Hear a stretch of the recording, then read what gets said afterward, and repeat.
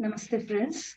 Welcome to day 2 of the Global Festival of Oneness organized by the Advaita Academy. Today, we are honored to have Swamini Svatmavidyananda Saraswati with us. Before we start the session, I'd like to say a prayer. Sada Shiva Samarambham Shankaracharya Madhyamam Asmadacharya Paryantam Vande Guru Paramparam. Today's topic is Adhyasa Bhashya A Jewel by Adi Shankara. This will be brought to us by Swamini Svatmavidyananda Saraswati. I'll give a brief description on Swaminiji. Swaminiji is a renowned Advaita Vedanta scholar and a student of Pujya Shri Dayananda Saraswati. She is sought after for her in-depth training and scholarship in Advaita Vedanta and interreligious engagement. Swaminiji is currently an Acharya with the Arsha Vijnana Gurukulam, which was founded in 2004 and has many centers in the US. Welcome, Swaminiji, and please share with us this wonderful knowledge. Om Bhadram me api vataya manaha. Om Shanti Shanti Shanti. The topic for today usually takes about 60 hours to complete. There is a text, Adhyasa Bhashya, Bhashya, commentary, Adhyasa. Adhyasa means a kind of a projection, and that's what we will see, what that is all about, a kind of a projection. So this commentary on whatever this projection is a very important topic in our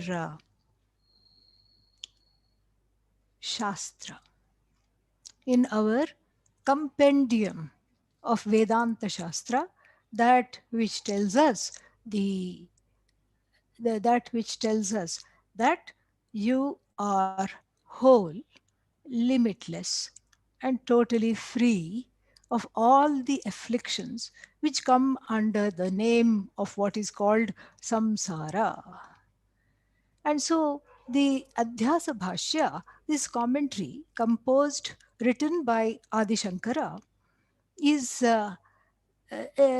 enjoys two qualities which are very, very unique to Adi Shankara's writings. One is prasannata. Prasannata means it is exciting, pleasing, comforting to read, to understand, to assimilate, to listen to. So there is prasannata, and then there is a gambhirata, a gambhirya, a kind of a seriousness and profundity. So the word prasannata invokes a kind of a lightness of being and a lightness in the heart. And then the word gambhirya invokes a wisdom that is deep and profound at the same time.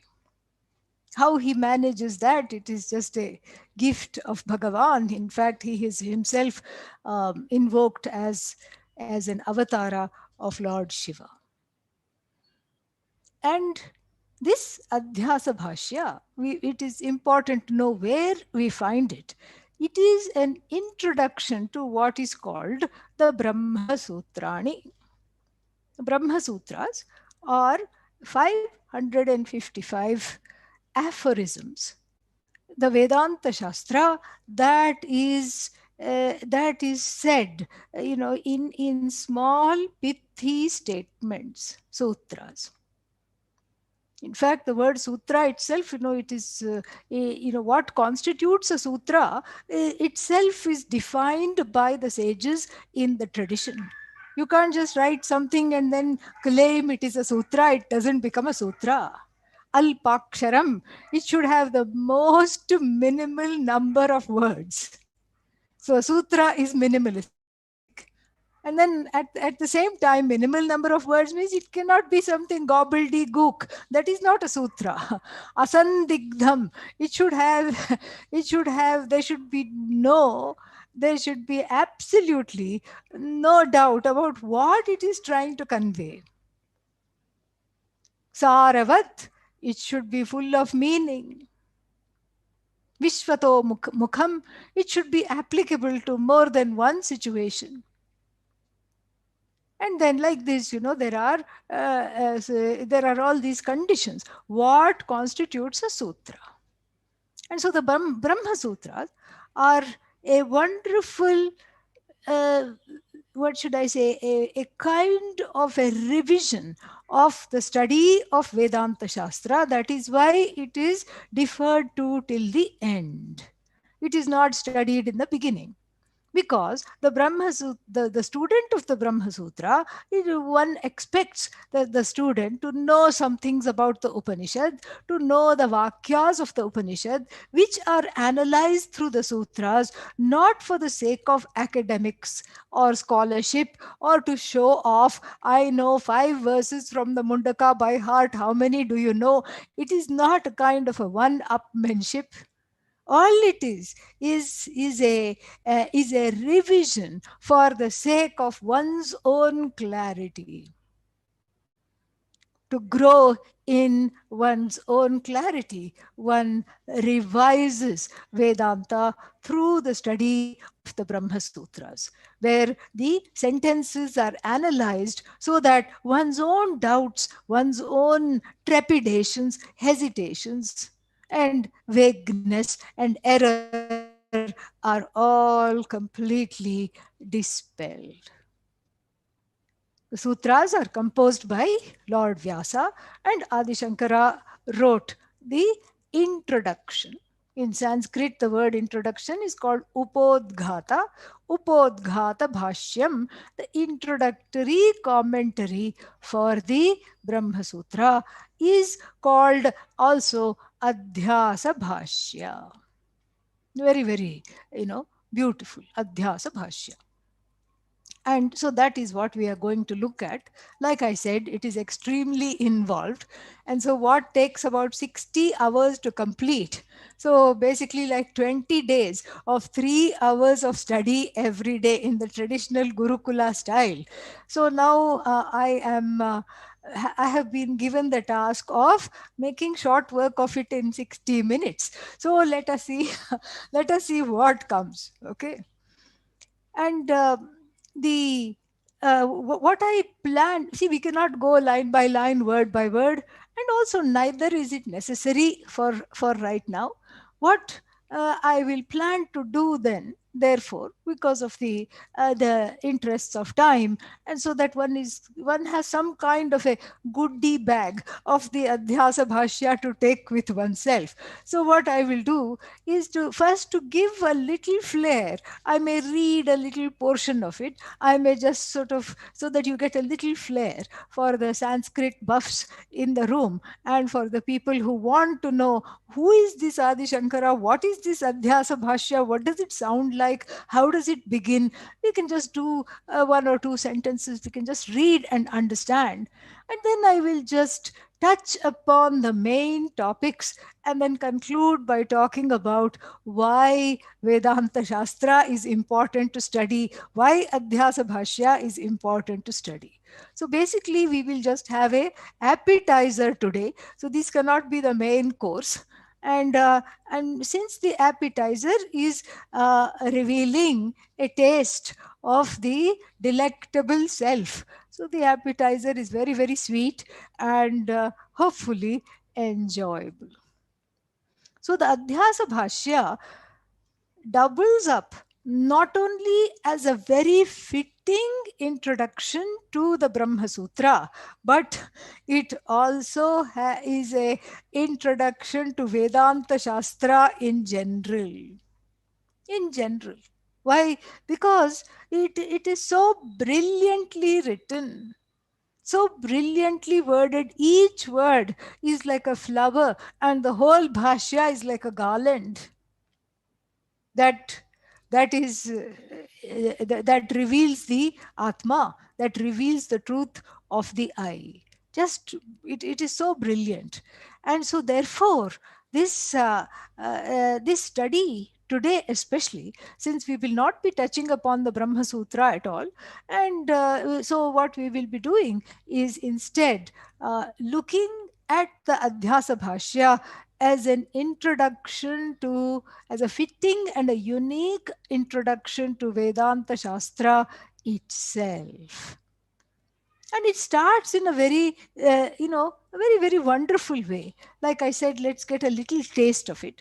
And I'll just read a little bit, and then, we can go from there. युष्मत् अस्मत् प्रत्यय गोचरयोः विषय विषयिणोः तमः प्रकाशवत् विरुद्धस्वभावयोः इतरेतरभाव अनुपपत्तौ सिद्धायां तद्धर्माणामपि सुतराम् इतरेतरभाव अनुपपत्तिः इत्यतः अस्मत्प्रत्ययगोचरे विषयिणी चिदात्मके युष्मत्प्रत्ययगोचरस्य विषयस्य तद्धर्माणाञ्च अध्यासः तद्विपर्येण विपर्येण विषयिणः तद्धर्माणाञ्च विषयः विषये अध्यासः मिथ्या इति भवितुं युक्तम्. FYI, that was one sentence, okay? Yeah. So this will give you an understanding of what the whole bhashya is like. It is very, very compactly packed, densely packed, like some kind of, what do we have these days?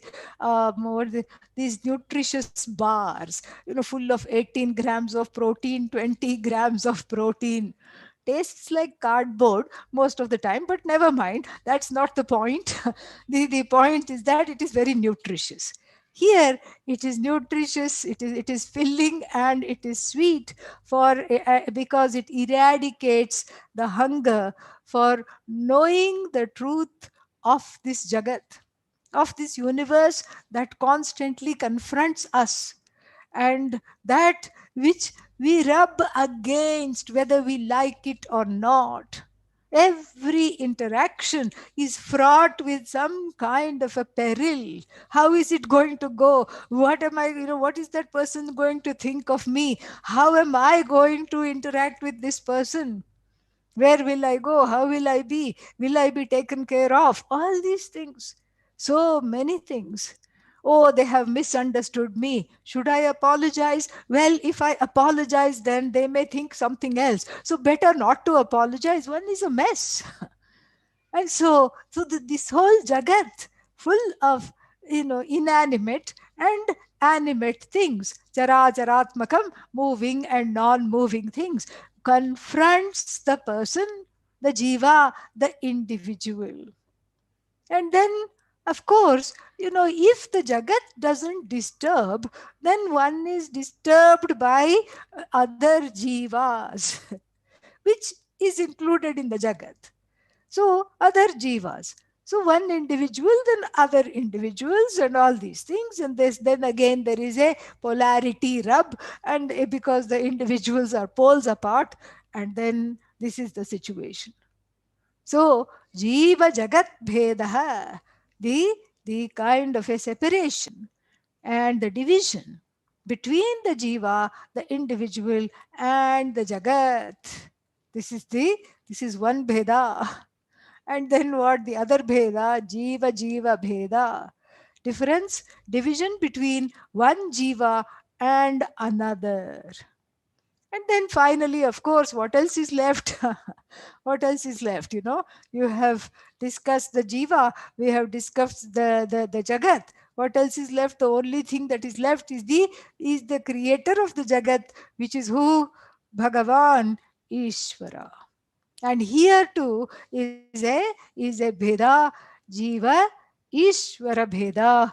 the division, the alienation between Jiva, the individual, and Bhagavan, the source of the universe. And that's why there are so many, each time one gets together with a few people in satsang, what happens? there is a, there is a sad, there are people end up sitting and singing sad songs. Kab darshan kab doge? Oh, where are you? When are you going to give me darshan? When are you going to take away this pain? And you don't play games with me. Don't play hide and seek with me. Show yourself. So this is a sense of alienation, a sense of, you know, feeling of being abandoned by the Lord, by the goddess, where because that which we call the Lord, not locally available, one feels that one is all alone. This is the jiva's predicament. And the Upodghata Bhashya addresses this threefold alienation, this threefold ingredient for pain and sorrow in a very brilliant manner. Yushmad asmat pratyaya gocharayoho vishaya vishayinoho. It starts off as it is a very beautiful way. It says, in this world, Asmin Jagati, in this world, there are only two things. Oh, only two things? Okay, I can handle this. Okay, tell me, what are the two things? One, we will say that those things that are the product of what we can call this cognition. Like, this computer, these glasses, this microphone, this book, this room, this light, this window, this door, this wall, anything that is referred to by the word, by the preposition this, this. And so, not pronoun, this. So, idam. So, idam pratyaya gocharaha. Pratyaya means cognition. Gochara means that which is a product of this cognition. So this comprises the whole, whatever we can objectify. This sun, this flower, this sky, these five elements, everything is this. And then idam shariram, 13th chapter of the Bhagavad Gita. Idam shariram kaunteya. Even the body is referred to by this cognition, because I can see it, I can touch it, it can be objectified. So we have this cognition, objects of this cognition. This, according to Adi Shankara, comprises one thing in the universe. So all the things in the universe that can be referred to by this, by the word this, comes under the first category. Then what else is there? Then who is left? What is left? The person that is saying this is a product of this cognition is the one that is left. And what shall we call this person? This person is called I. So I am the one that is cognizing everything as products of this cognition. This flower, this table, this chair, this room, this food, this sleep, this body, this mind, etc. So the one who is the cognizer is what? It is called asmat pratyaya gocharaha. Asmat pratyaya gocharaha means what? Asmat pratyaya gocharaha is that asmat, I, pratyaya, cognition, gocharaha, product of or available for. So only two things in the world. This is very easy. See, suddenly Bhashya is very easy.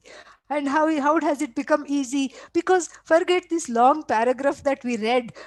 By the time you finish reading it, without taking a breath, you're turning blue and waiting for the full stop to come, and it looks so difficult.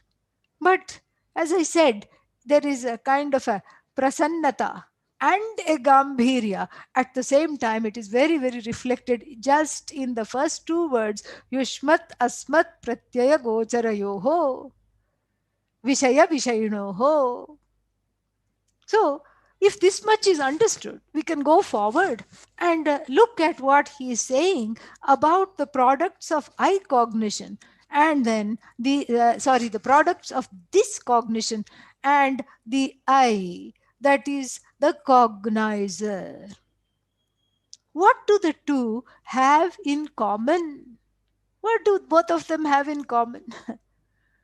Eye cognition. And then what? This cognition. What do the two have in common? According to Adi Shankara, nothing. Nothing. This cognition and I cognition is like the shadow and the person casting the shadow respectively.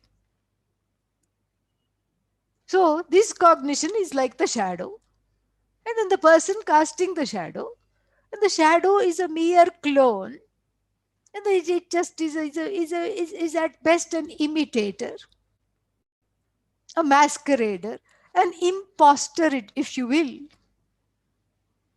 And the shadow example works because it is your own projection, the projection of your form onto the wall or to the ground or wherever, because of the light of the sun.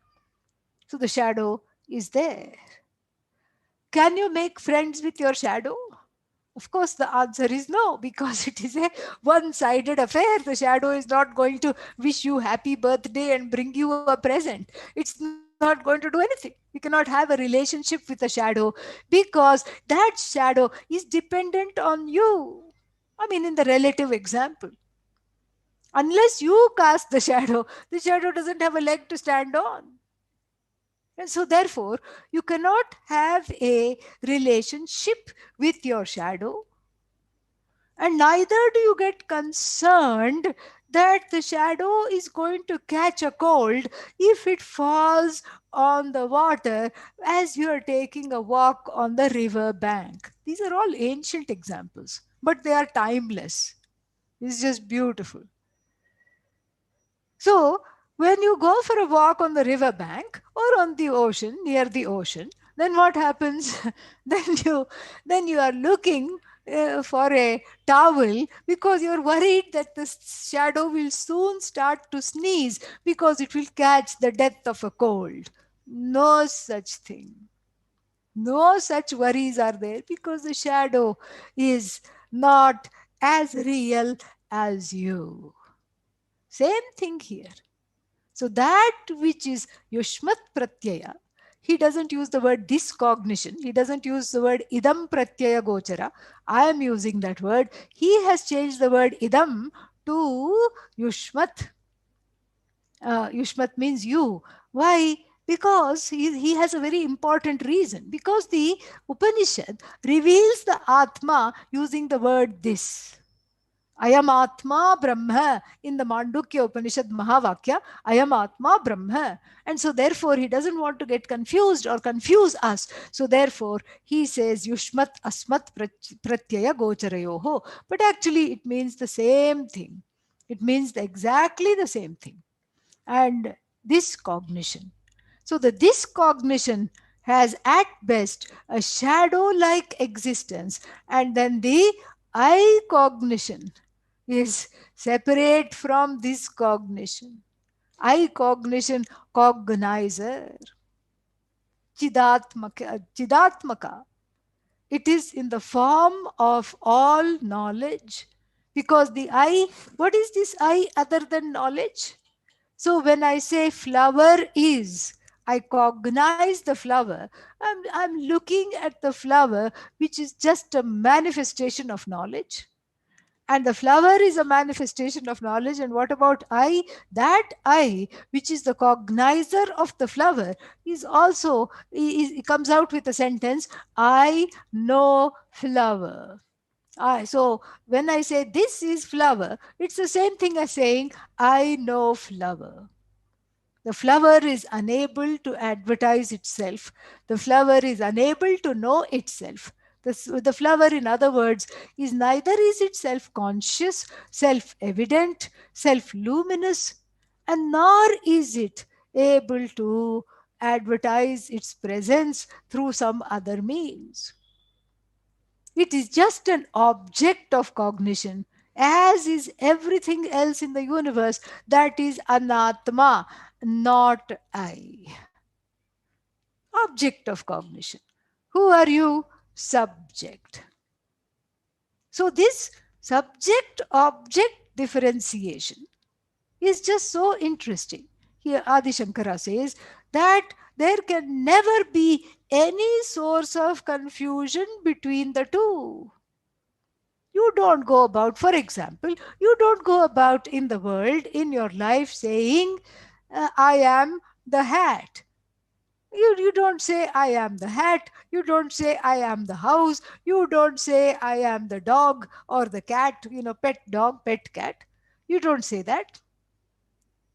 So, in the beginning, right at the outset, Adi Shankara establishes the impossibility of the mix-up between the objects of this cognition, this house, this body, etc., and then the I, which is what? Chidatmaka, which is nitya, which is infinite, which never comes to an end, which is all knowledge, which is able to cognize itself, and everything becomes evident to it. Other things in the Jagat can neither cognize themselves nor do things become evident to them. So you are unlike anything in the universe. And you are the only thing that is self-evident.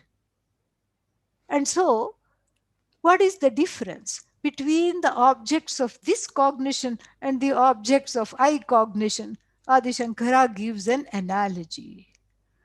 The difference is that they are completely opposed to one another. Like even a lamp and that which it lights up. Tamah prakashavat viruddha swabhavayoho. They are completely opposed to one another. They have nothing in common. In fact, where one is, the other cannot be. So if there is anatma, and if there is atma, there is no such thing called anatma, because that which we call I is actually swallows up all this. Very beautiful. I mean, this takes so long to explain, but he does it in 2 sentences.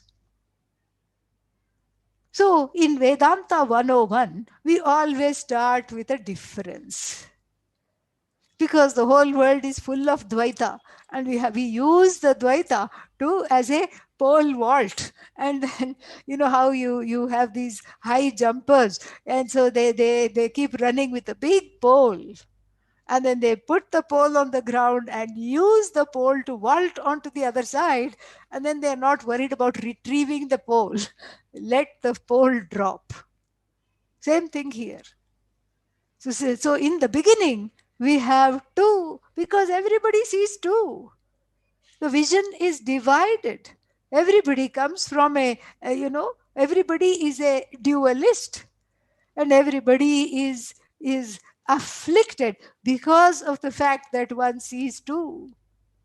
So in the beginning, we take recourse to this duality in the vision, to use it as a pole vault, to use it as a pole to help get to the other side of this understanding, which is the oneness which everyone strives for.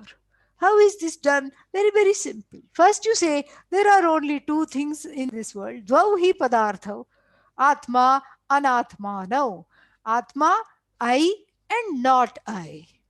And the two can never get mixed up, because the not I is finite, because anything that you see is drishta nashta swabhavaha, is as good as destroyed. As soon as you look at it, it is gone.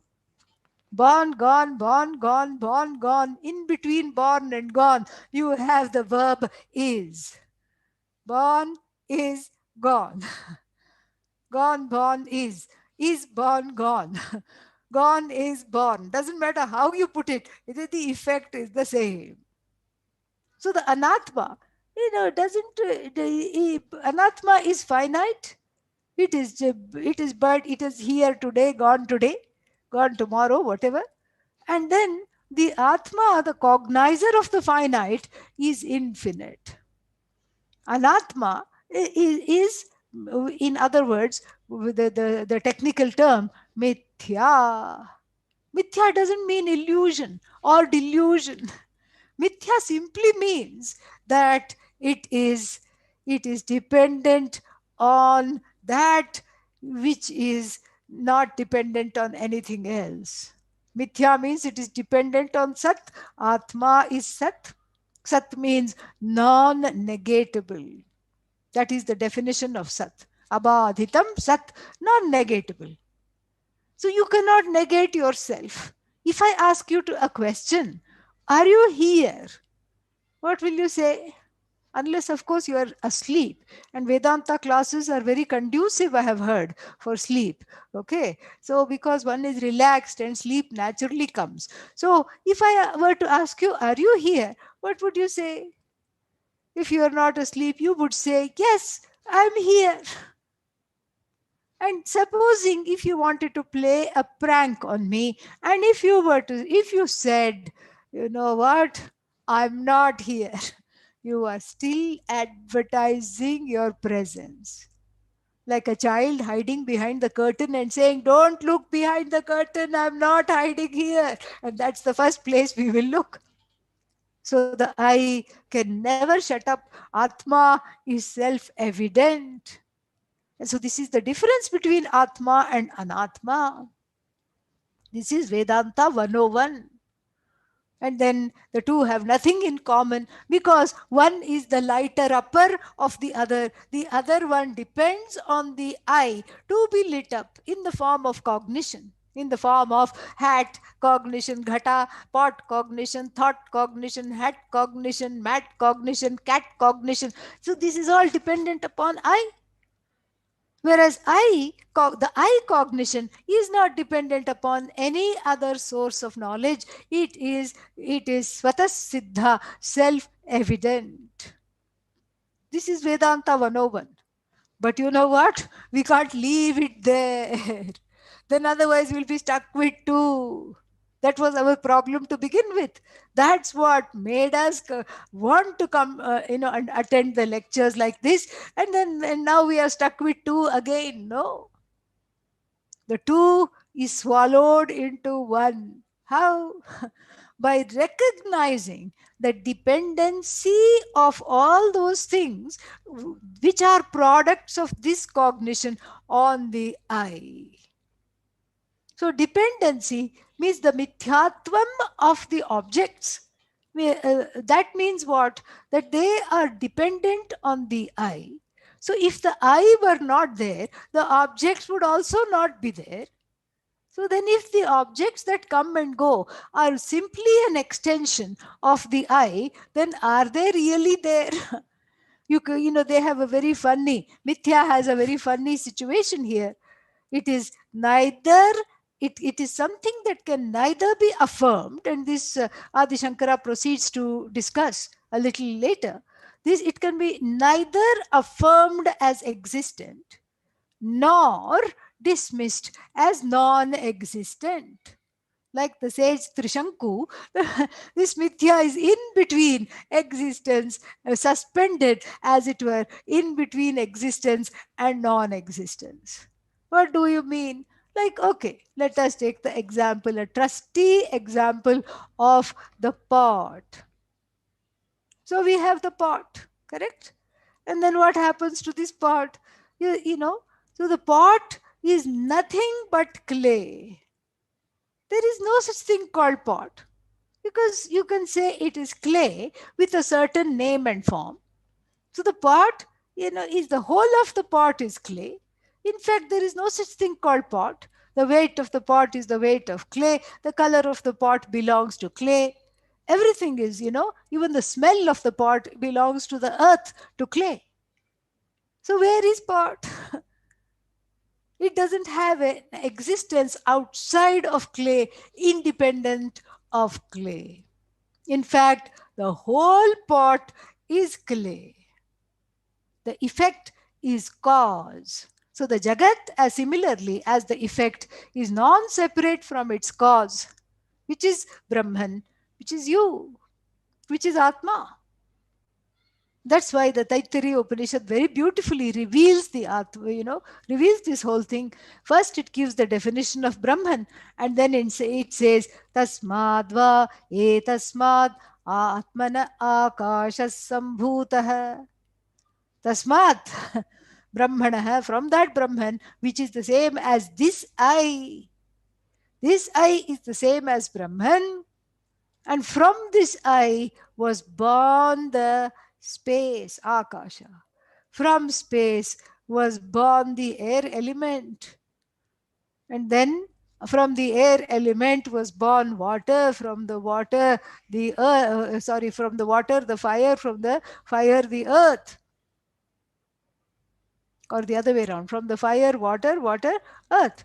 And so like this, from the earth, are born trees, Oshadhi. And from the foliage, we get food. From the food, we get this body.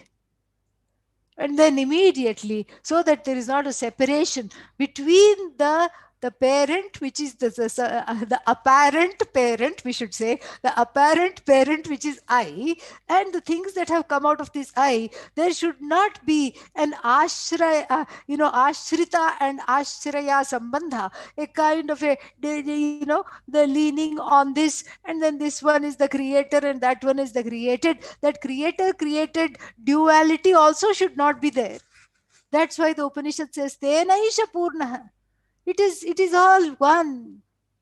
And how is it all one? Because the Akasha is nothing but Atma. Like even the pot is nothing but clay. But you can't, it's all a one-way street in Vedanta. You can't say it the other way around. Pot is clay, no doubt. But my question to you is clay pot? No. Clay can be another pot. Clay can be a diya, a lamp. Clay can be a lid. Clay can be so many things. Clay can be a little lump on the road, on the wayside. So similarly, this I swallows up all this. Why? Because all this depends on the I to be cognized. The I is independent. So in other words, between the lighter upper of the objects and the objects themselves, there can be no relationship. Any relationship at best is like the relationship between you and your shadow. Etadeva, that's about it. Tamah prakashavat viruddha swabhavayoho. And then he adds one more caveat. He says that the dharmanam api, even from the standpoint of attributes, you cannot make any kind of association, because they have opposite dharmas. First of all, dharma means attributes. The Atma, what dharma does it have? The I, which is blessing this body, mind, sense complex, which is as though indwelling this body, mind, sense complex. What kind of a thing does it have? What kind of attributes? It blesses all names and forms. Likewise, it is blessing this name and this form called so and so, with a particular name, particular height, particular occupation. This I is blessing, and the I is not confined to this particular name or form. So then what form does the I have? No form. No form. That is its dharma. Its dharma is that it is nameless, formless, sentience, which is the only source of all existence and which is limitless. Satyam, Jnanam, Anantam, Brahma. Those are not dharmas. Those are not attributes. Those are just indicators, lakshana. And so then, so if this is the truth, then what will this nameless, formless I have in common with something else? Nothing. That which it cognizes. There is not any possibility of samsarga, association.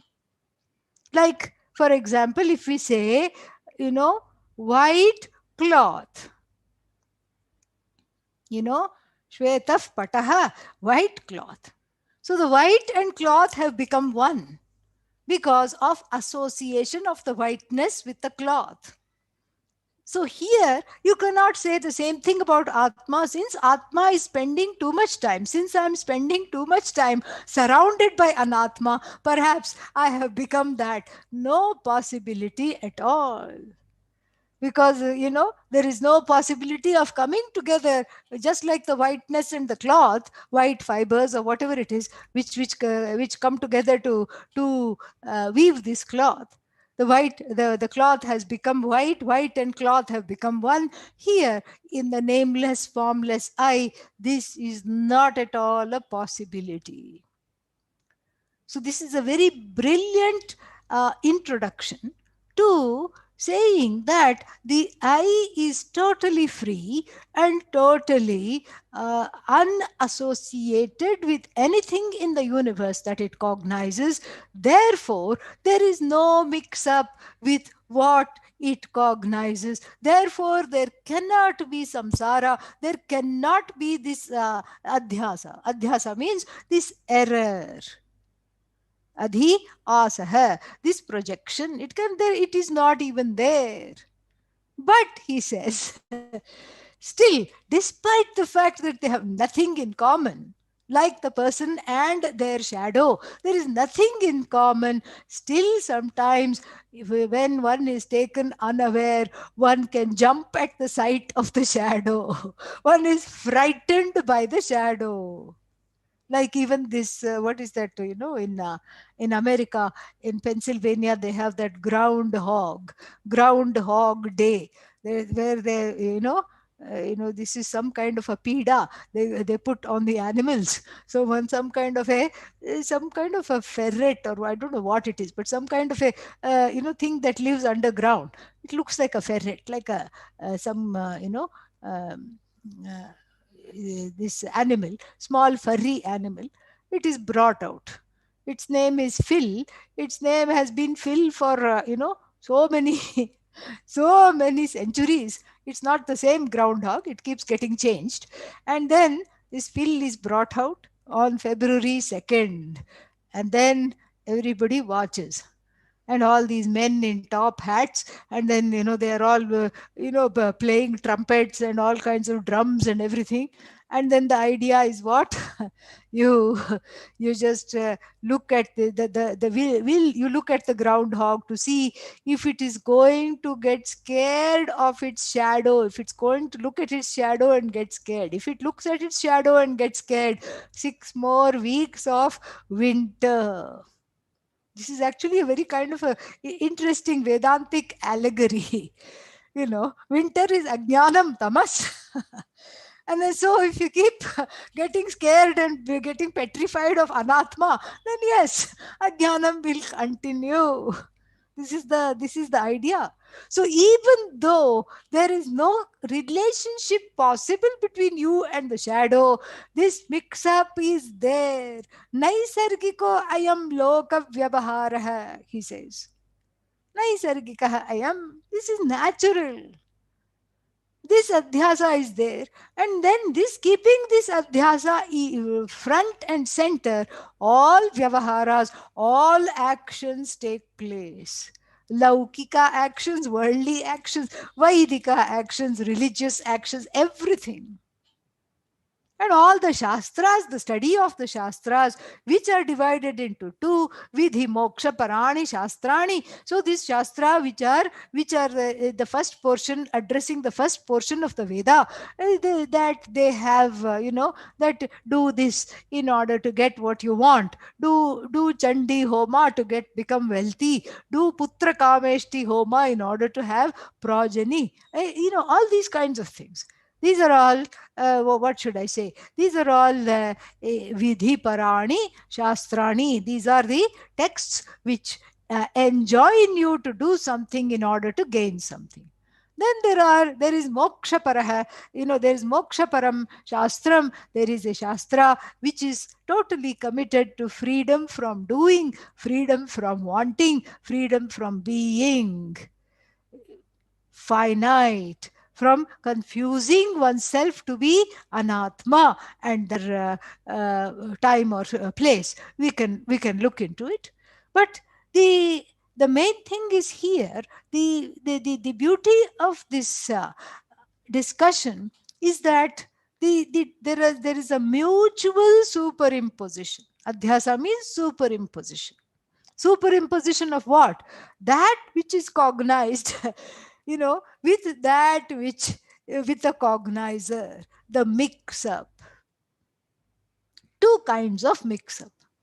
The first one, Atmani, in the I, which is free, which is totally unencumbered by samsara, the not I is projected.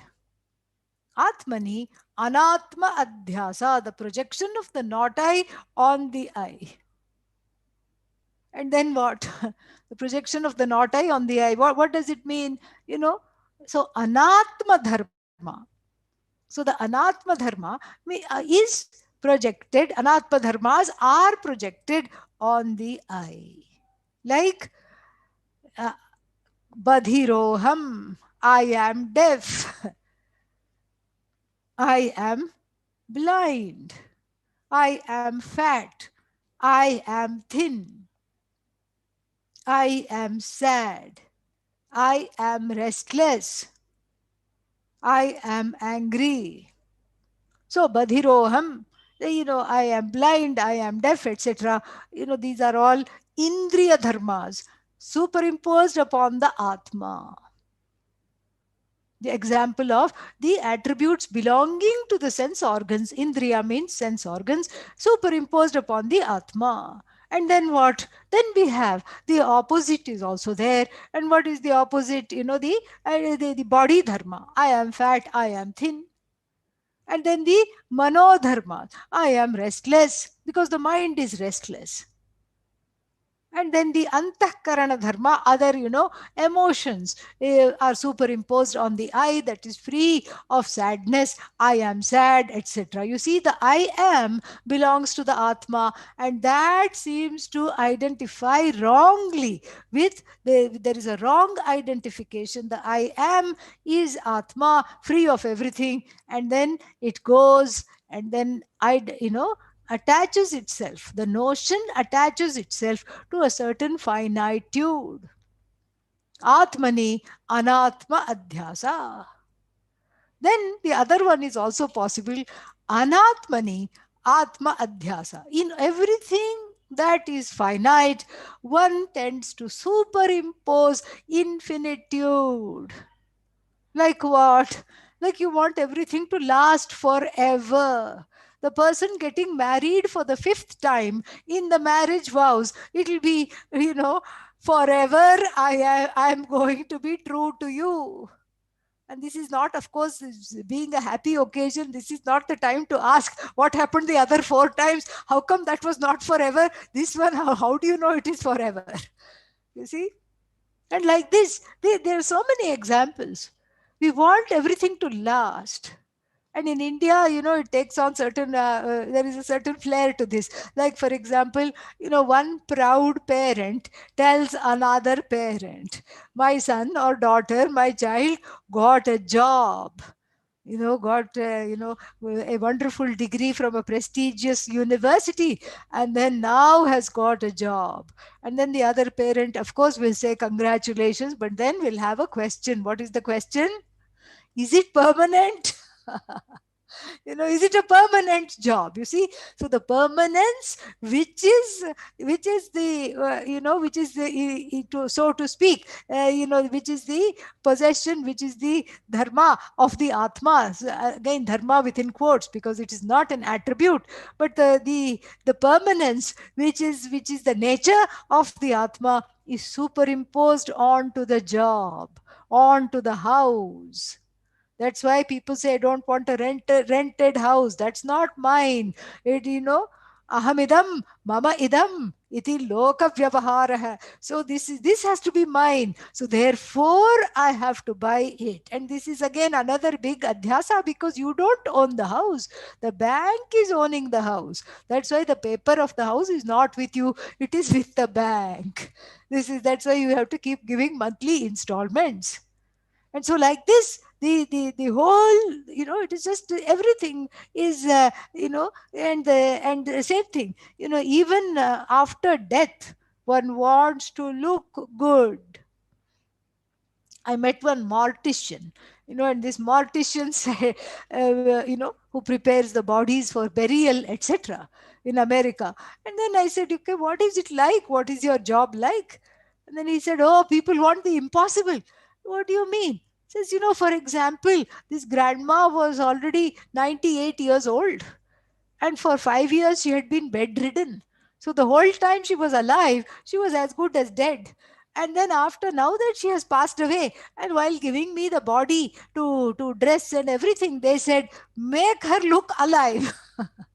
Even after the lady, bless her heart, she lived a full life, 98, and then passed away. And then even then there is no peace. You want her to look, you want that which is already gone to look alive, because that which is truly alive forever, which is namely you, is not understood.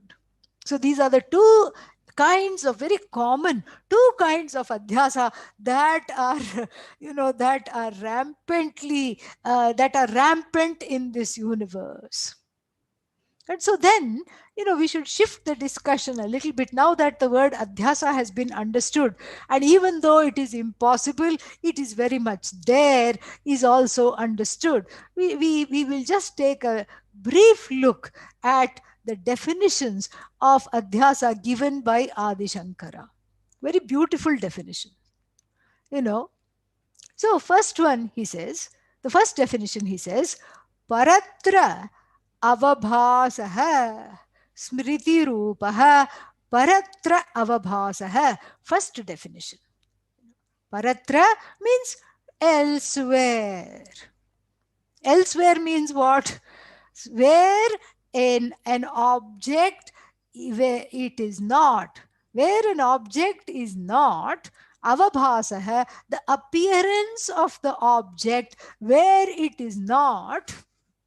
And what form does it take? Smriti rupah, in the form of a memory. So when you see a rope, this is a quintessential Vedanta example. When you see a rope lying on the grass, where in your own, in your own backyard, you see a rope lying in the grass. Maybe some children were playing skipping rope or something, and they just left it like that and then went away. And then you don't know that. You go there and see, and there is a rope lying with something. You can't say rope because it is twilight. You can't see it. So there is something with three bends lying there. And what is the conclusion? Eek, snake. Right? This is an old example, very ancient example. Rajju, sarpa. And then, so then what happens here? Then you have, of course, everybody is carrying a mobile phone, and the mobile phone is not for talking. It's for various other functions. Like it has a flashlight, and everybody will use that, and it tells the time, everything. So then, you press you press the flashlight and shine the light on this snake. And then what happens? Where does the snake go? Does it crawl away? No. It is a mere projection. It is an adhyasta on the rope. The snake is projected on a partially known rope. That is why this projection here in Sanskrit is called aropa, because of the word rope, I suppose, was going to come later. Maybe the Sanskrit sages already knew that. Okay. So this is something which is so fantastic to understand from this simple example. The first definition of adhyasa is already covered. So the remembered snake. Nobody has had wonderful experiences with snake, very few people. So the remembered fear of the snake, the feared snake which is in the memory bank is seen avabhasaha, where paratra, where it is not. So it is seen on a totally unknown rope. You cannot say that. Why? Because if it was pitch dark, that's why the example is very specific. For the timing, it is what? Twilight. If it is pitch dark, you cannot say, you cannot see anything. Neither a snake, nor an elephant, nor a garland, nor a stick you can see on the rope. You can't see anything at all. So on an unknown rope, the adhyasa cannot take place. Neither can it take place on a known rope. Supposing it is bright daylight, how on earth are you going to mistake the rope for a snake? Impossible. Impossible. Impossible to mistake the rope for a snake. And so therefore what? So therefore this in-betweenness is very important. It's a partially known rope. Something is asti kaschit, asti kinchit, something is there. But what is its nature, you don't know. And so in the place of that, not knowing that something else from the memory is transposed, is superimposed on that particular thing. Paratra, purvas, purva rupa, smriti rupa, avabhasaha. A very, very, fantastic definition. Fantastic definition. Absolutely wonderful. And so, this is the first definition he gives of adhyasa. And what are the examples? The examples are rife. The I is not known fully. Aham asmi, aham, I am is known. That's why if I ask the question, are you here? You say, yes, I am here. And so therefore what? But don't ask the next question. What is the next question? Who are you? What are you? Oh, very, very sorry. I am a samsari. Somewhat sorry, some sorry. And I am subject to samsara. So samsara is nothing but some sorrow or other. Okay. Yeah. So I'm subject to samsara all the time. Glub, glub, glub. I'm drowning. Drowning, present continuous. Because if one finishes drowning, then there is no more complaint. It's the constant complaint. And so the I am is evident. I am, the technical word for this truth is called adhisthana. And then the I am an idiot. That idiot, I am plus idiot. That conclusion, that wrong conclusion is seeing the idiocy where it is not. Why do one sees the idiocy? Because smriti rupaha. As a child, everybody called me an idiot. Swami Dayananda ji, my teacher always used to say this. He would say, if you go to a room full of people, like at a wedding or something, and then you say Rama, half the people will turn around and look, because Rama is a common name. And then, half the people may be named Ramachandra, Ramakrishna, something or the other. So Rama you call, half the people will look. And then you say Krishna, the other half will look. And then he would say, extend this experiment a little bit. Say idiot. then they will all look. They will all say, oh, maybe I am being addressed. So this is the power of the Adhyasa. It is, it is so intimate. These wrong conclusions are known more intimately than one's own name even. This is the power of the Adhyasa. Very, very, wonderful. And to see how this I am is mistaken because the I is not known, but it's not fully known. The I is mistaken for the body, the mind, the senses, the sorrows. I is mistaken for the agent of action. I am the doer. I is mistaken for the recipient of the results of action. I am karta, bhokta. I am the knower, pramata. All these things. And all these are very, very finite statuses. And then attaching or identifying with these finite statuses, there is suffering for the I, which is actually free of suffering. This is Adhyasa, first definition. Paratra Purva Rupa, Smriti Rupa, Avabhasaha, the appearance of something that is not there on something else. Because that something else is not completely known. Neither it is fully unknown, like even our rope. The partially known rope becomes attracts Adhyasa in the form of a snake. Similarly, the partially known I attracts mistakes, becomes a sitting duck for all kinds of wrong conclusions. This is the first definition. Then the second definition is a very short and a pithy definition. Atasmin tad buddhihi adhyasah. So tasmin tat buddhihi jnanam.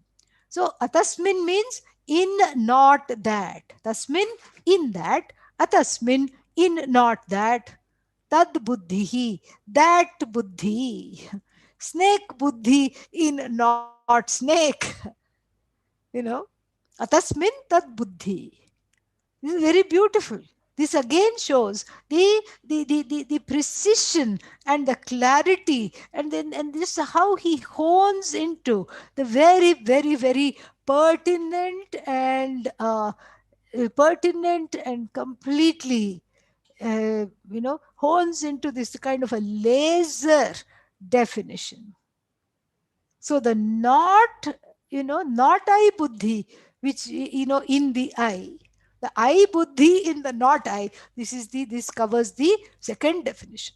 Amazing. I mean, it is just so beautiful. Then we equipped with these two, why these two particular definitions? He could have defined it in many, many ways. In fact, we have a whole lot of scholars defining Adhyasa, and in five-fold ways, and that is called Khyati Panchakam, Khyati Vada, etc. But we need not go into that right now. It's not very pertinent, except to understand that this the thinking about Adhyasa was already there. So why does Adi Shankara come up with two more definitions of it? Of this phenomenon of mistaking something for another was already had been studied by philosophers for a very long time, even by the contemporaries of Adi Shankara himself. There is a reason for that. First, in the first definition, he just agrees with all the scholars and he just culls the similarity and says, look, here are the two things which are common to all the definitions. It is smriti rupa. First of all, it is a remembered something, and it is seen other than where it is. And then the other definition, he says, atasmin, in not that buddhi, and he hones it in the next definition to bring home the fact that this adhyasa and what we call ajnanam or avidya are one and the same thing. This is where, he just sort of brings it all together, weaves it all together.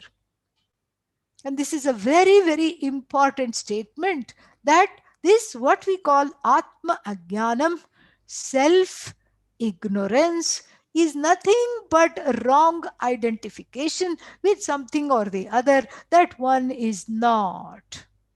So error, adhyasa, error, the erroneous projection and the conclusion, erroneous conclusions is nothing but an offshoot of Atma Ajnanam. Nay, it is a manifestation of Atma Ajnanam. So avidya. So, ajnana nivritya, when the ajnanam is removed, then adhyasa nivritti takes place naturally, automatically. Ajnana nivritya, adhyasa nivrittihi. Definitely. Why? Because the two are one and the same. So, the adhyasa is just a byproduct of ajnanam. And so this ajnanam is nothing but that which is experienced through sakshi pratyaksha, through the, through the what is that called, witness perception, as I am sad, etc. Sadness is not objectifiable other than inwardly. As you witness something, you witness some sorrow, and then you come to the conclusion, I am the one that is totally sad. I am in the grip of sorrow. So this is, so this adhyasa is understood through witness perception, and this witness perception makes makes one succumb to the wrong conclusion. The identification with the wrong conclusion is because of avidya, and this avidya or atma ajnanam, one and the same, have to be removed. And then that is the essence of Vedanta Shastra, because only then one is free. One is free to see that one is not afflicted by samsara and its dharmas, its attributes, its finitude. And so, if one were to ask, if after studying about adhyasa and removing adhyasa, will I become immortal? Will the body be free of pains and sorrows? The honest answer is no. The body will not be free of pains and sorrows, but you will have a cheerful disposition, because you will no longer identify with the body. If the body is in pain, you will take a Tylenol or something. You will take some medicine. If it can be removed or comforted, you will do that. Otherwise, you will just be. You will be, it can cause some discomfort. But the pain can bring discomfort, no doubt. You may writhe around, you may just experience the pain, but you will, because of the pain, you will not come onto some wrong conclusions, such as what? Why me? Why did it have to happen to me? What did I do wrong? Why not somebody else? That person, see, over there is not dharmic. I am following dharma.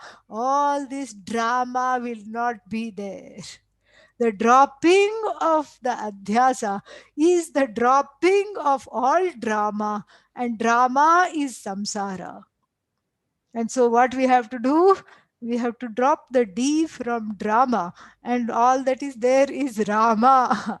Ramante yasmin yoginah, that in whom the yogis revel, which is Atma Ramah, one's own, the truth of one's own self. That is basically the power of this removal of adhyasa, because it frees one from smallness, it frees one from thinking that one is subject to sorrow and fear. And so, adhyasa nivritya ajnana nivrittihi. This sounds like a good place to stop so that we can have some question answer, some kind of discussion. I'm eager to hear from you. So I'll say the closing prayers and request somebody to read the questions, or I can read it myself also. Om Purnamadah Purnamidam Purnat Purnamudachyate Purnasya Purnamadaya Purnamevavashishyate. Om Shanti Shanti Shanti. Harihi Om. Shri Gurubhyo Namaha. Harihi Om.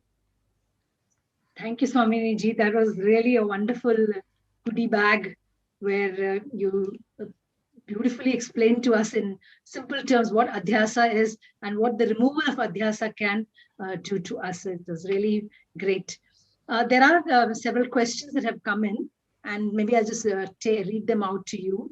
Yeah.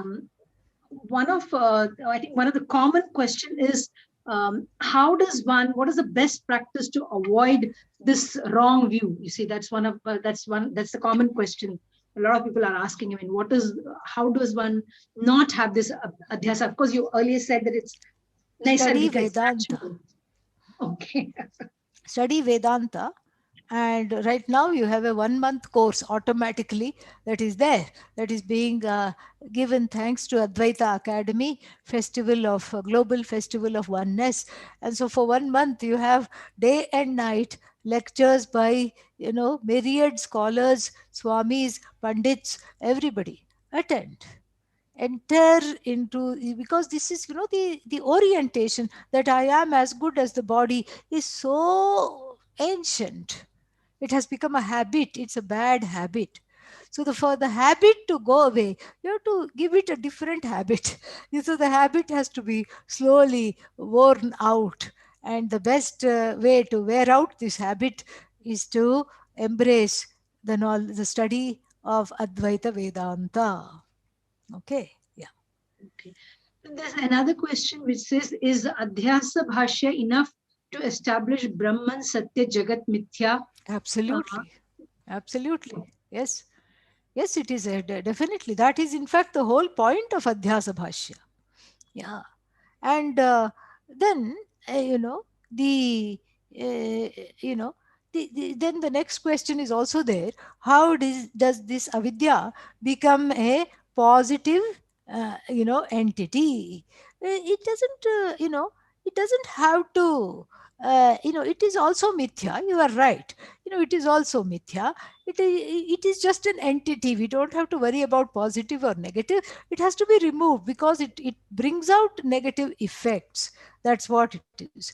So for that same maya, for Ishvara, it is all knowledge.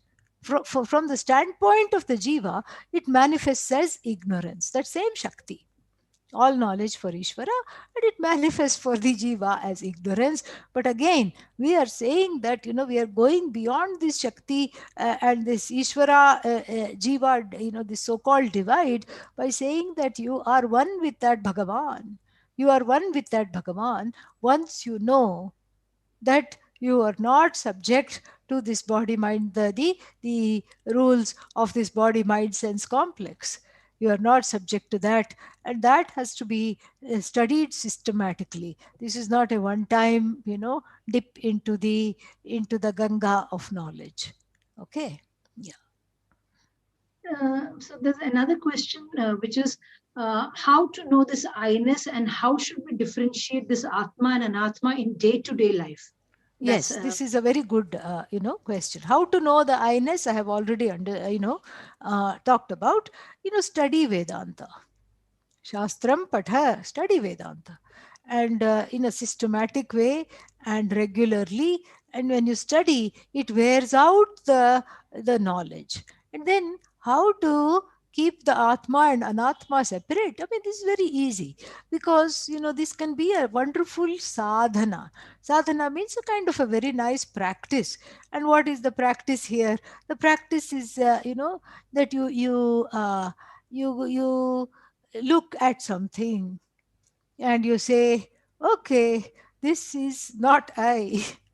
And then I have a desire for this is not I. So this is, as I said, Vedanta 101. Then the next step is to say, desire is Ishvara.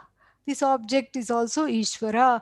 This body is Ishvara. The ability to think here, the mind, etc., is Ishvara. The one who is looking at this object, Ishvara. The object, Ishvara. Everything is Ishvara. So you Ishvaraize the whole universe. This is step number 2. And in this Ishvarification, there is emotional growth. And the emotional growth leads one to step number 3, where everything is I alone. Yatra yatra mano yati, tatra tatra tava pada pankajam. Wherever the mind goes is, oh Lord, your lotus feet. Wherever the mind goes. Wherever the mind wanders, that is where your lotus feet are. That is how I'm going to look at it. The devotee says. So it's very important to become, to re-identify oneself as a devotee, because in that there is a kind of a safety. And so because one is not enamored or comes under the spell, one doesn't come under the spell of anatma. And then that same expression, yatra yatra manoyati, is rendered differently in the next step. Yatra yatra manoyati, tatra tatra samadhayah. Wherever the mind goes, wherever, on whatever the mind alights, then immediately there is a subject-object resolution. For the subject-object resolution, you don't have to go to sleep. You can be awake and see the oneness in both. It is a contemplative practice. It's like an open eye meditation. Have fun. Nishank has a question. I mean, he's commenting, I'm doing a practice where I try to see everything as one. Will this simple psychological practice yield any result? It's not a psychological practice. It is a fact. It is already one. It's not at all a psychological practice. It's not something that you are trying to make something one when it is not. It's not a trick. You're not tricking your senses, nothing. In fact, if you study physics, especially if you start studying quantum physics, it's all one. Then the observer and observed, there is a great confusion, because when the observer wonders, are you are you a wave? It it waves back, yes, I am a wave. And then, are you a particle? It promptly becomes a particle, which means what? The observer is affecting the experiment. And that can only happen when there is that oneness between the observer and the observed. Even in, there are so many, this is a fact. And this is a fact that is not obvious, because it is not a fact that can be proven scientifically. It is not subject to scientific proof. Why? Because it is not subject to inference. Okay? It's not subject to inference. And so therefore, it has to be revealed through Vedanta, which is its own means of knowledge. Vedanta is like the light that shines the light on one's adhyasa and removes it. And to be able to see Vedanta is as a light is a great blessing. And that ability, that vision of seeing Vedanta as light is what is called Shraddha, Bhakti, a reverential way of being. A reverential and an open mind. So if you are looking at it as a psychological practice, it will not yield any result, because you're not believing in it. So this belief pending understanding is called Shraddha, a trust pending understanding. So if you're able to see everything as one, everything as Bhagavan, first, that's why I said first everything as Bhagavan. And then from there, the oneness will naturally come. So that's why we go step by step. Okay. Yeah. Nice question. Yeah. Deepti has a question. I mean, she starts with asking that what is the aspect which is partially known, and then she also says that how to make a differentiation between the partially known and self. Yeah, no, the same thing. It's a very wonderful question. I have addressed it in the talk, but I can easily reiterate, because you have asked an important question. What do you mean by the partially known self? So, for example, when I come to the conclusion, let's say I say I am sad. So that sad is a conclusion. The sad is adhyasa, is a projection. The I am is the self that is understood as self-evident. I am doesn't need another, source of light to illuminate. That is partial. That is what I mean by the partially known, half known I. And as we know, half knowledge is dangerous. So the half known I am is understood. You don't need a certificate of existence. You don't need somebody to tell you you are here. You know that you are here. You know that you exist. But what is the nature of this existence is not known. That it is Satyam, Jnanam, Anantam, that it is unfettered, limitless, whole, free of even a lesha of sadness and fear, that is not known. And that is known only through the study of Vedanta, because the self cannot be objectified. That's what it is. Yeah, very good question. And then Mahesh Aswani has a question. What is the physics of appearances, object world, and what are the laws of nature? What is the physics of appearance in the object world, and what are the laws of nature? Laws of nature, just because it is all we say, that we don't call them laws of nature. We say they are the manifestations of Bhagavan, Ishvara. They're not even mandates of the Lord, they're manifestations of the Lord. That's why we can say, Namaste Vayo, Tvameva Pratyaksham Brahmasi. I say namaste to who? The wind element, the air element. Because you are keeping me alive, you are the best way I can connect to Brahman. You are all pervasive, just like Brahman is all pervasive. And I salute you, I salute Brahman, because everything is one. You are the law, you are the creator of the law. You are the recipient of the law. You are the one that is bugged by the law. It's all you. This is we don't call this is laws of Bhagavan. So this is what it is. So I'm not quite sure what you mean by physics of appearance in the object world. If you go by the science, it will say some kind of a, what is that, Big Bang theory, etc., etc., 14 billion years ago, and then time and space was also part of the manifestation. We are not opposed to that at all. We are not opposed to that. However, our tatparya, our commitment is not in trying to find a cosmology. Our commitment is not in trying to find the starting of the universe, or how what happened, or our commitment is to reveal the nature of the self as Brahman. Okay, there's another question which says, is removal of ignorance a one-time work? Is there any need to be in abidance of I after removing ignorance? Or in other words, removal of ignorance and the self shining forth is concomitant. What was the third one? The Removal third of one, ignorance and the self shining. Force. Oh, Is fourth, as in concomitant. FORTH, fourth. I was Fourth. thinking fourth. That's why I was not. I was Fourth. not understanding. Okay. So, yeah.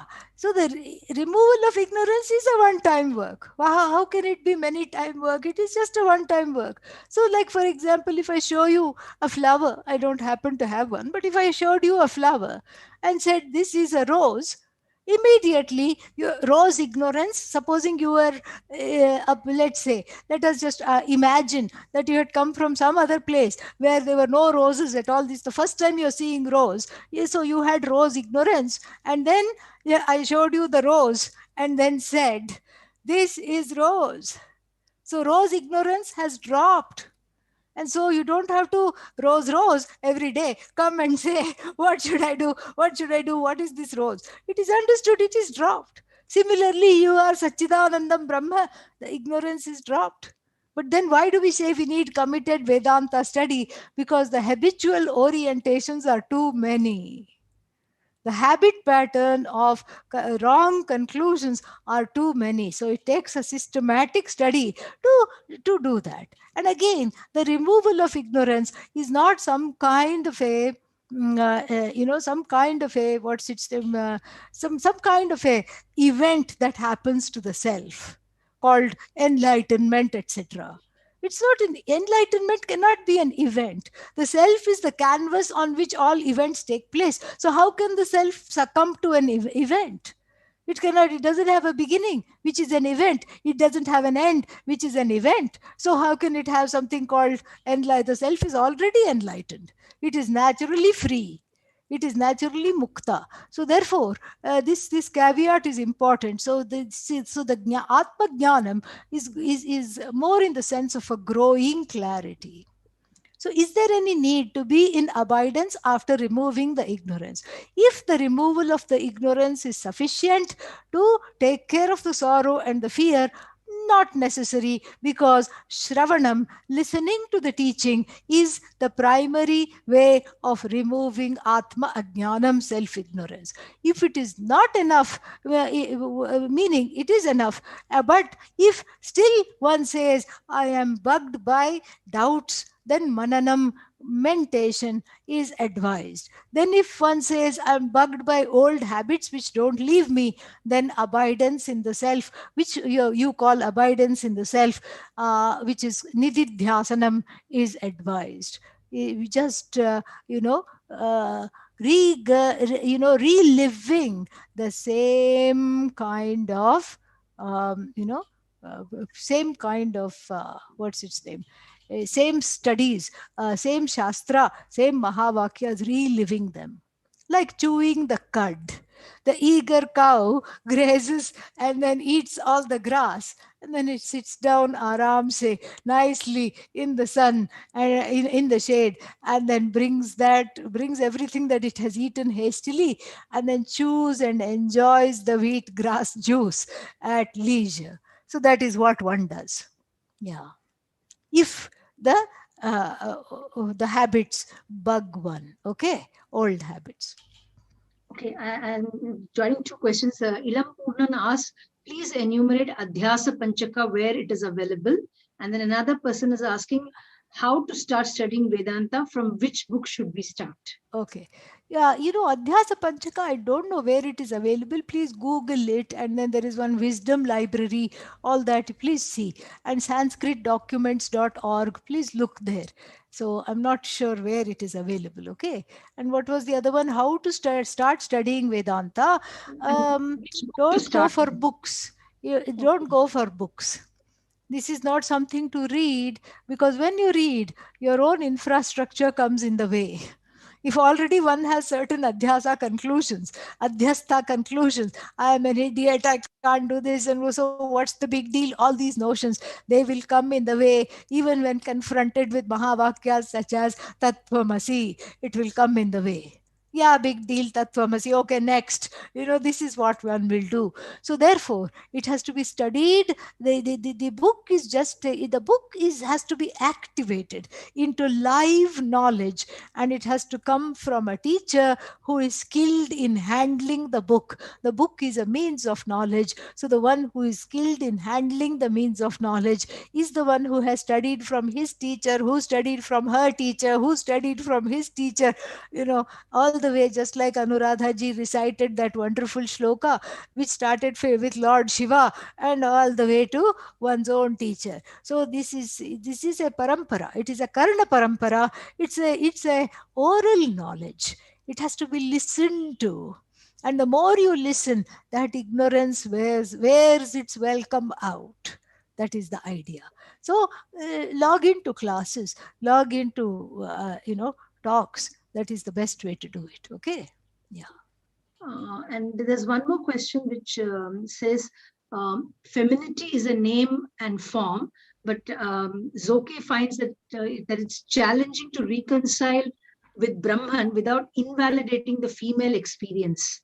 Even the scriptures keep talking about sons constantly. Do you? Yeah. It is a it is a little bit of a problem. But then you know what? The I have good news for you, Zoki, because you see the Shruti feminine, Upanishad feminine. What more do we want? Vidya feminine. Ah, it's all, in fact, in the Shastra, in Vedanta Shastra, really speaking, if you look at it objectively, there is very little thing masculine. Everything is feminine. And Brahman is neuter. So we cannot even say anything about poor Brahman. So it doesn't need to be, it's beyond gender, okay? But really speaking, everything is feminine. And then if you forget Vedanta and you look at the world, then then people are either hankering after Lakshmi or Saraswati. They're the only two possibilities. They want wealth and then knowledge to enjoy the wealth. Because without knowledge, wealth is not enjoyable at all. And so therefore, this is all feminine, feminine, feminine, feminine, feminine. I'll tell you, I'll share a very nice story, small story with you. I was asked I was in the one very big temple in Maryland. I was asked one day to give a tour to some seminary students. They were all from the Christian seminary. This was their first time. They were all studying the Christian philosophies and theologies. And then this was the first time they had come to a Hindu temple, and there were about 65 students. 65 70 students. And then slowly, I was just what should I say, going and taking them from one shrine to another. It was a huge temple. And then so we stopped at Goddess Lakshmi, and I said, this is Lakshmi, and she's the goddess of abundance, inner and outer abundance, including money, including lofty thinking, etc., etc. And then after that, I went into the Vishnu shrine, and then I was just talking to myself. Nobody was behind me. They were all standing, completely. Lakshmi had held them. Even though they had the first time they had heard of Lakshmi, Lakshmi had completely embraced them. They were standing there in awe and devotion. They had all gone to their knees, and they were, Lakshmi, poor Vishnu had no devotees that day. And so you see, this is the more we look at it. First of all, this gender, in the beginning only it matters. After that, it doesn't matter. And so if we can just see the glory of everything. I mean, the Jagat is feminine, everything is feminine. And then that's why the teachers come in all kinds of forms. I mean, even in the Kena Upanishad, the teacher is a female, woman teacher. Haimavati Uma, she is the teacher. She teaches Indra. And then in Brihadaranyaka Upanishad, the woman is a student. Maitreyi is a student. Also in the Brihadaranyaka Upanishad, Gargi is called Brahmavadini. She is such an expert on Brahma Vidya that the king Janaka asks her to select the scholars for his sabha. So this way, we see, don't get worried about, any the names of men and sons and sages. It's okay. We just we use our, we use our, what should I say? We use our compassion to allow that to be and to grow out of letting it affect us. Swamini ji, we would have loved to, would love to listen to you for 60 hours, but then of course we're running out of time. Absolutely, so I'll just yes. echo what another person said. Koti pranams to you for your grace, time and erudition. We've really learned a lot in this short session. And with this, we come to the end of this session. We have more programs for this entire month. And tomorrow morning, we have a program, which you can just see the details. It's the talk is Satkaryavada. It's a talk in Sanskrit by Ganesh Ishwar Bhatt. So we will see you all tomorrow at 7 a.m. India time. Thank you very much and good night. Thank you. Om Tat Sat. Thank you very much.